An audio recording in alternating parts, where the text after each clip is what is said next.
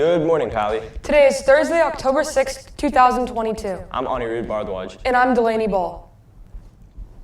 Palo Alto College Fair will be held on Monday at the PALY Center from 6 p.m. to 8:30.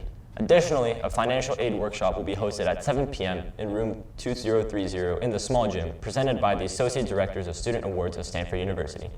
Scan the QR code on the screen to register. The annual PSAT test for juniors will be held on Wednesday, October 12th. All juniors must report to campus by 8:10 a.m. and check into their assigned classroom. The exam will start at 8:30 and run until 12:30. Classroom assignments posted on Schoology. Due to Staff Development Day on Monday and the annual PSAT exam on Wednesday, there will be an altered schedule next week. School will be closed on Monday, and Tuesday will be a 7th period day. On Wednesday, there will be the PSAT. There will be two 50-minute prime periods at 1:10 and 2:20 afterwards. One of the biggest changes to PALY this year is the addition of study hall during Friday's advisory period for grades who do not meet with their advisor. InFocus Reporter Uri Ponte talks with PALY administrator about what went into this decision and with students about their thoughts on the change. This year, a new concept called study hall was pioneered to meet our instructional minutes. Study hall aims to keep students at school in the same time section of advisory, even when those students don't have advisory.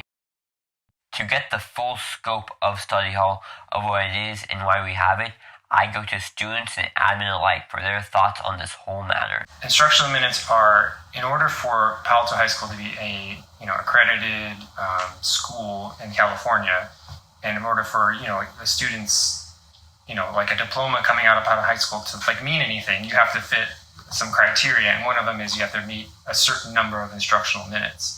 And instructional minutes are any time you're in class, that counts for instructional minutes. All the periods during the day are instructional minutes. We get instructional minutes for like a passing period also, because it takes time to get from one class to the other. Things that don't count for instructional minutes are things like lunch.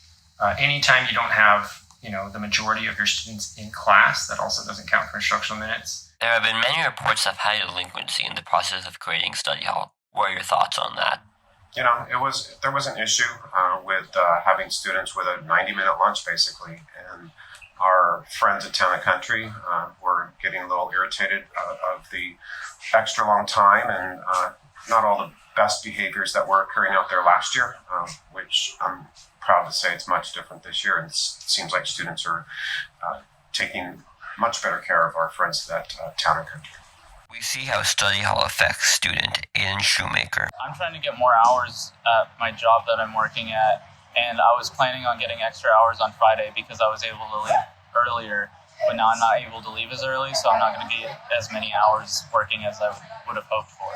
For a student who doesn't participate in PALY delinquency, we see Aiden Shoemaker's thoughts on it. That's definitely not okay, and I don't think that people should be doing anything like that, but I don't think that having the study hall is going to really stop people, because if part of the problem was skipping advisory, study hall is even less important than advisory, and I think people will just skip that one as well.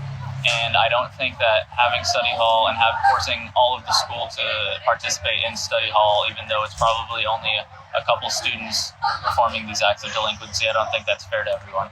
For the people who created study hall, Aiden Shoemaker would like to say, study hall as an idea is a good idea, but we have prime for that, and so I think that they should either remove study hall or make it optional.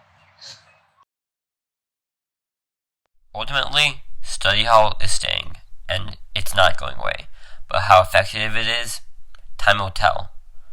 For InFocus, I'm Uri Ponte.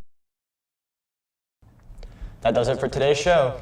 Follow us on social media at InFocus News to engage with our content, and visit our website to view today's campus bulletin. Until next time, I'm Anirudh Bharadwaj. And I'm Delaney. Have a great day, Vikings.